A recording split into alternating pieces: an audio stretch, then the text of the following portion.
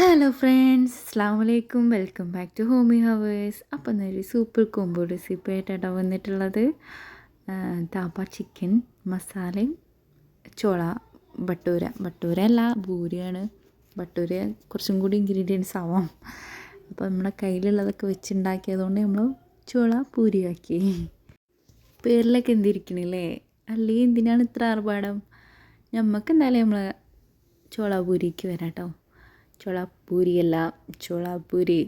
അങ്ങനെ Greek yoghurt കേട്ടോ അവിടെ എടുത്തത്. ഞാൻ റവ എത്രയാണ് എടുക്കണം അത്ര തന്നെ യോഗേർട്ടിൻ്റെ കണക്ക് കിട്ടും. അപ്പോൾ ഗ്ലാസ് റവയാണെങ്കിൽ ഗ്ലാസ് യോഗേർട്ട് എടുക്കണം. ഞാൻ ഇവിടെ 2 ടേബിൾ സ്പൂൺ റവ ആയതുകൊണ്ട് 2 ടേബിൾ സ്പൂണ് യോഗേർട്ട് എടുത്തതിന്. എന്നിട്ട് മിക്സ് ചെയ്യുക. അതിലേക്ക് നമ്മൾ ഉപ്പ് നമ്മുടെ ആവശ്യത്തിനനുസരിച്ച് ഇടുക. പിന്നെ അതേപോലെ ഓയിൽ ഒഴിച്ചിട്ട് നമ്മുടെ ചപ്പാത്തി ടെക്സ്ചർ ഉണ്ടല്ലോ, ആ ഒരു പരുവത്തിലാക്കി ഇതിനെ മയപ്പെടുത്തി എടുക്കണം കേട്ടോ. അപ്പോൾ നമ്മൾ പരത്തുമ്പോഴൊന്നും ഇനി മൈദ ഉപയോഗിക്കില്ല. അപ്പം നല്ല സോഫ്റ്റായിട്ട് കിട്ടാൻ തന്നെ നമ്മുടെ എല്ലാ ശക്തിയും എടുത്തുകൊണ്ട് ഇതിനെ നല്ല പോലെ കുഴച്ച് അവിടെ റെസ്റ്റ് ചെയ്യാൻ വെക്കുക. മാക്സിമം ഒരു മണിക്കൂറൊക്കെ വെച്ചാൽ നല്ല സോഫ്റ്റായി കിട്ടും കേട്ടോ. അതുകൊണ്ട് ഞാൻ ഇവിടെ 1 മണിക്കൂർ വെക്കുന്നുണ്ട്. നമുക്കിത് ഇവിടെ ആക്കി വെച്ചിട്ട് നമ്മൾ താബ ചിക്കൻ മസാലയിൽ പോവാം. ഇതൊരു നോർത്ത് ഇന്ത്യൻ ഡിഷാണ് കേട്ടോ. എരിവ് പ്രതീക്ഷിച്ചിട്ട് ഞങ്ങൾ കറി ഉണ്ടാക്കണമെങ്കിൽ ഉണ്ടാക്കാൻ മെനക്കെടണ്ട. ഒരു അത്ര എരിവൊന്നും ഇല്ലാത്തൊരു കറിയാണ്. ഇനി ഇവൻ്റെ ഉടുപ്പൊന്ന് ഊരിയിട്ട് വരാം അല്ലേ. അപ്പോൾ ഞാനത് കഴുകി വെച്ചിട്ട് വരാം. ഇനി അടുത്തത് മസാലയ്ക്ക് വേണ്ടിയിട്ടുള്ള സവാള അരിയിലാണ്. സവാള അരിയിൽ എനിക്ക് പ്രത്യേക ഒരു താല്പര്യമുള്ളൊരു വിഷയമാണ്. ഞാൻ ഇവിടെ നല്ലൊരു മീഡിയം സൈസ് സവാള, പിന്നെ കുറച്ച് ചെറുതുമാണ് കേട്ടോ എടുത്തത്. ഞാൻ ഈ ചിക്കൻ്റെ ഭാഗപ്പെടുത്ത് കറി വെക്കണുള്ളൂ. കാരണം ആർക്കൊക്കെ ഇഷ്ടാവില്ല എന്നറിയില്ലല്ലോ. അതുകൊണ്ട് ഫുള്ള് ചിക്കന് പാഴാക്കണ്ട കരുതി. പിന്നെ നമുക്ക് വേണ്ട സ്പൈസസ് ആട്ടോ. ഇത് ചെറിയ ജീരകം, വലിയ ജീരകം, ചുവന്ന മുളക്, കുരുമുളക്, പട്ട, ഏലക്ക. പട്ട ഇതിൽ മിസ്സായിക്കണ്. പട്ട ഞാൻ ഇതിലിട്ടിങ്ങനെ കേട്ടോ, ഓയിലേക്ക് ഇട്ടിങ്ങനെ.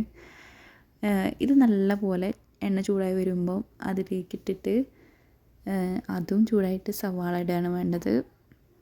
പിന്നെ വീഡിയോ തുടക്കമായിട്ടാണ് തോന്നുന്നത്. ഇഞ്ചി വെളുത്തുള്ളി പേസ്റ്റ് ഞാൻ ഇതിൽ മറന്നു പോയിക്കണേ. എന്തായാലും നിങ്ങൾ മറക്കാൻ നിൽക്കണ്ട. മര്യാദയ്ക്ക് ഇഞ്ചി വെളുത്തുള്ളിയും പച്ചമുളകും ഒക്കെ ഇട്ടോളുണ്ട് ആവശ്യത്തിന്. അത് പിന്നെ പറഞ്ഞു തരേണ്ട ആവശ്യമില്ലല്ലോ. ഒരു ഏകദേശം നിങ്ങളുടെ ടേസ്റ്റിനനുസരിച്ച് ഇടുക. പിന്നെ തക്കാളി. ഇത് ചിക്കൻ ഇട്ടുകയാണെങ്കിൽ ഫസ്റ്റിൽ ചിക്കൻ ഇടുന്ന കറി അധികം താല്പര്യമില്ല. പക്ഷേ ഇപ്പം ഇങ്ങനെ ഇത് ഒരു വെറൈറ്റി ആയിക്കോട്ടെ വിചാരിച്ചുണ്ടാക്കിയതാണ് കേട്ടോ.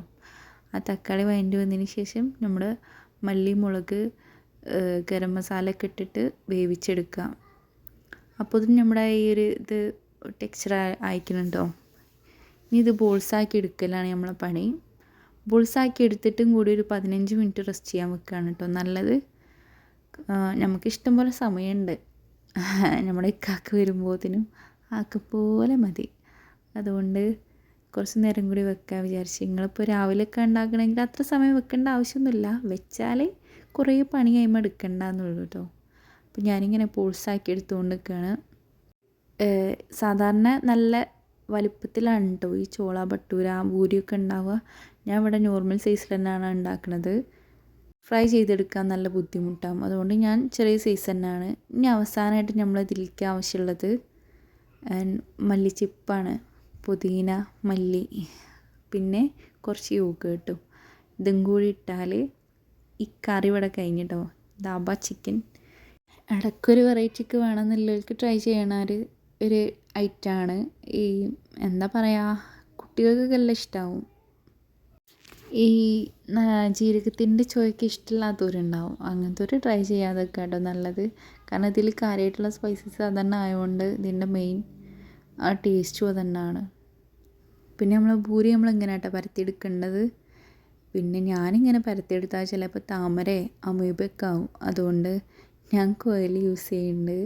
ഒരേപോലെ കട്ടിയെല്ലാം ആവാൻ വേണ്ടിയിട്ട്. നിങ്ങൾക്ക് സൈസ് കറക്റ്റായി കിട്ടുന്നുണ്ടെങ്കിൽ കൈ വെച്ചാൽ മതി, കോയിലെടുക്കേണ്ട ആവശ്യമില്ല. അപ്പോൾ ആ ഒരു കട്ടിയിൽ നമ്മൾ ഇത് പൊരിച്ചെടുത്തിട്ടുണ്ട് കേട്ടോ. ഇതാണ് നമ്മുടെ ഫൈനൽ ലുക്ക്. നല്ല സോഫ്റ്റ് ആട്ടോ. രണ്ടും കൂടി കഴിക്കാൻ നല്ല കോമ്പിനേഷനാണ് കേട്ടോ.